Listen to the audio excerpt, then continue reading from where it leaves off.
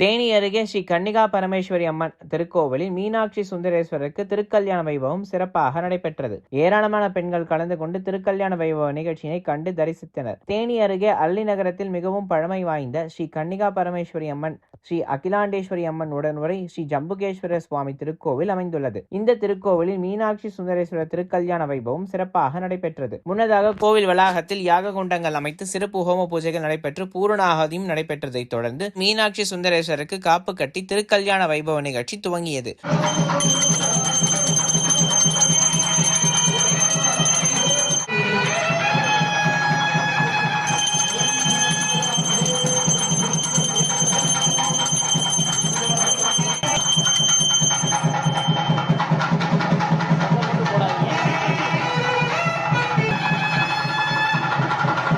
மீனாட்சி சுந்தரேஸ்வரர் சுவாமிகளுக்கு ஆபரணங்களை சமர்ப்பிக்கும்.